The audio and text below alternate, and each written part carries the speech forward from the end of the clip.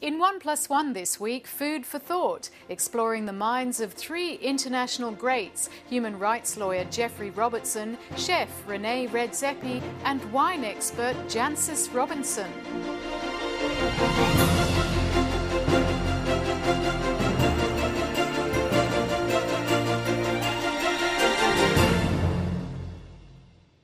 Hello, I'm Jane Hutcheon. Welcome to the program. Rene Redzepi is 32 but has already worked at some of the best restaurants in the world. His restaurant Noma in Copenhagen has 2 Michelin stars and was judged top in the 50 best restaurants list for this year.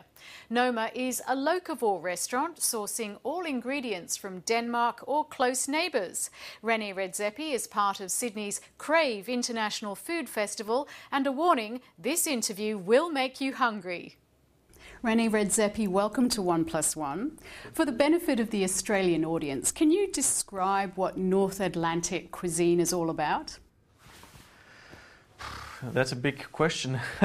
I think that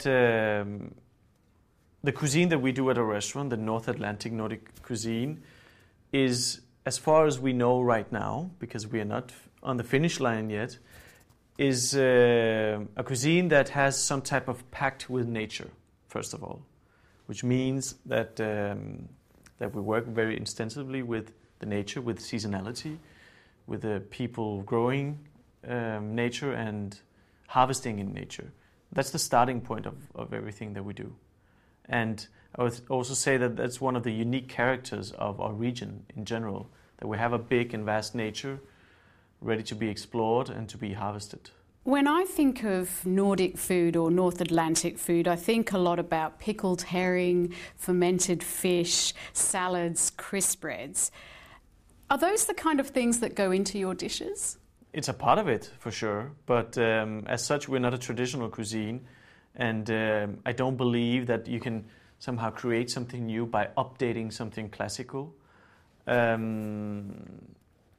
As such, we're trying to define our gastronomical region in a new way onto a plate, not by simply taking what's old-fashioned or traditional and just modernizing it or deconstructing it, but the techniques such as pickling or salting or baking on wood-fired ovens to create flatbreads is a part of our cuisine, for sure. And yet it's said that a lot of people taste their childhood in your food. Why is that? I think that that even though we're trying to do something that's new, the ingredients are as old as time, and something that everybody has experienced somehow, perhaps subconsciously when they're taking a trip on a shoreline. The smell of the ocean can be represented on a plate, and therefore remind them of something in their childhood or of an experience. Well, you didn't think that these ingredients belonged on a restaurant of that type of level. How do you evoke an experience? For an example, I've had a meal where it was about the sea and I was given an iPod to listen to the sounds of the ocean. Is that taking things a bit too far, do you think? Well, I think people are different, and I think that it's interesting. For instance, the way of using sound as a dining experience, and there's a big theatrical act in it that also is a part of our modern day gastronomy. Personally, I like that the taste and the way that things look should create these reflections by itself. You don't have to implement too much extra to the diner. The dish in itself should be strong enough that the sensation of being on a shoreline is there.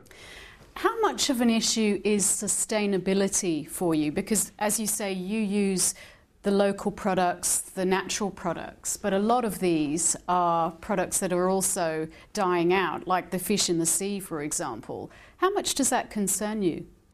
This is a big part of our restaurant and a big part of what we do, because, in many ways, I think what we're doing is very sustainable, because in general, most restaurants or most people around the world, in the Western world, they eat the same things.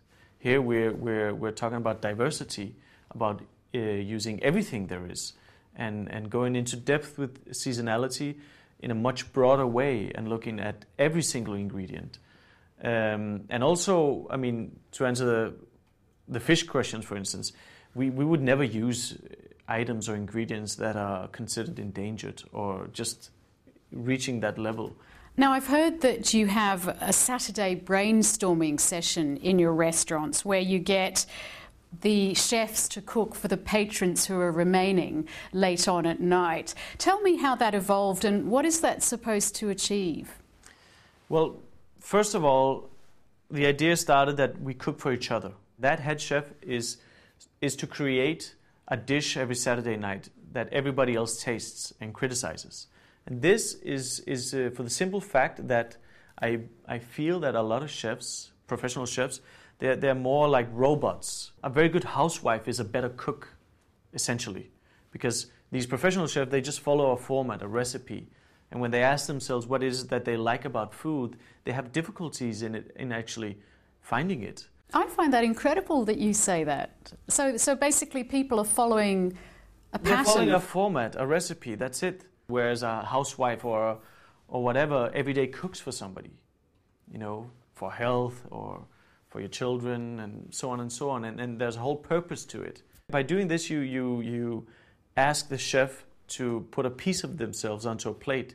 And that's a big learning curve that is very strong, and it makes better cooks, and therefore they cook better food for our guests. Have you ever thrown out a chef for coming up with a bad idea or not performing? No, not at all. I mean, this thing is about learning. People sometimes, of course, they put out rubbish, which sometimes we do as well. I mean, me and the creative team that we have that actually does the dishes for the restaurant. Sometimes generation 1 of a restaurant is rubbish, and you reach generation 30, and then it's a masterpiece or perfect.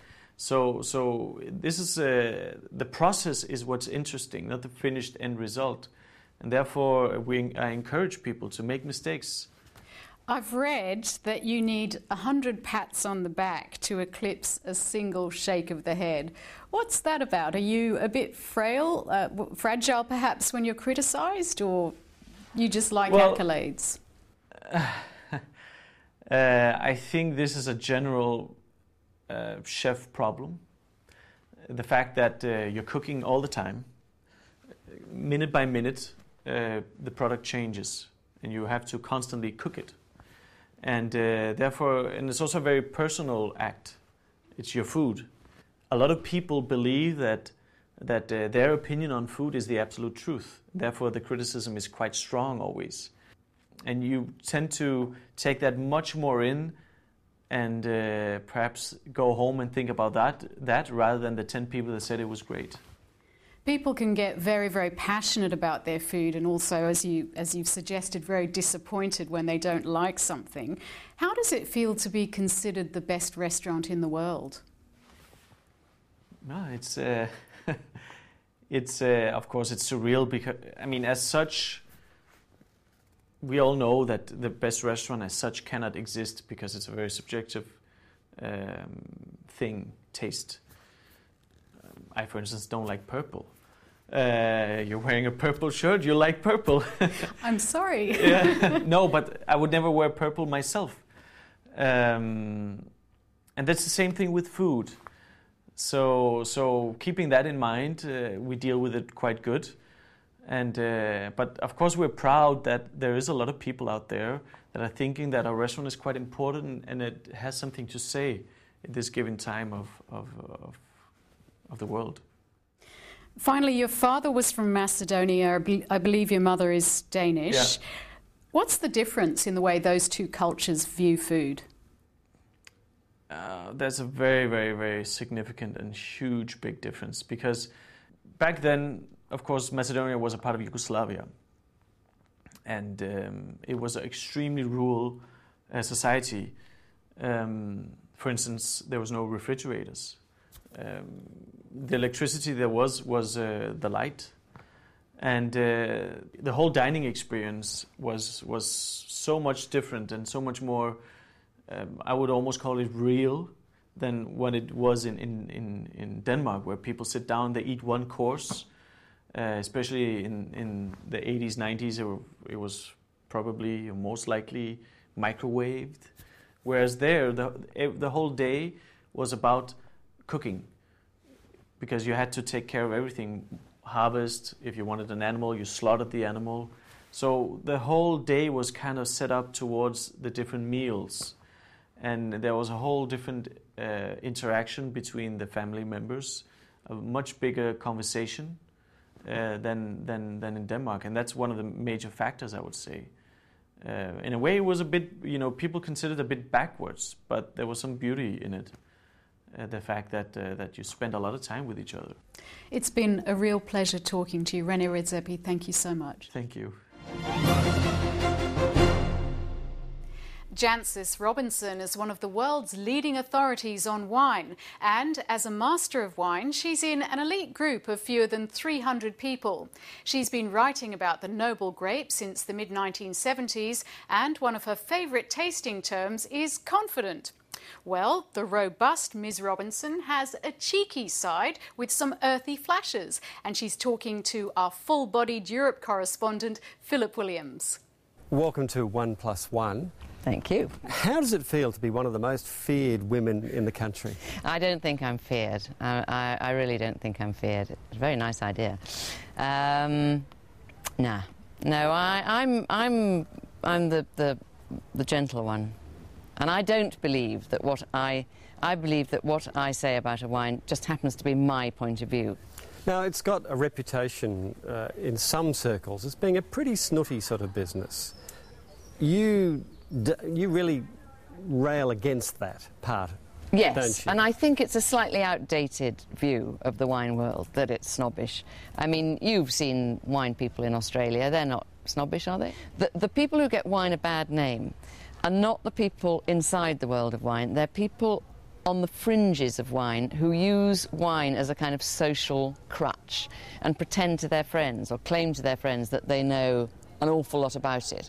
Can you spot these people? Very easily. Yep. They're the ones whose opening line is, I have X thousand bottles in my cellar, as though that validates their existence. And I want to say, look, I'm not interested in what's in your cellar. I'm interested in what's on the table.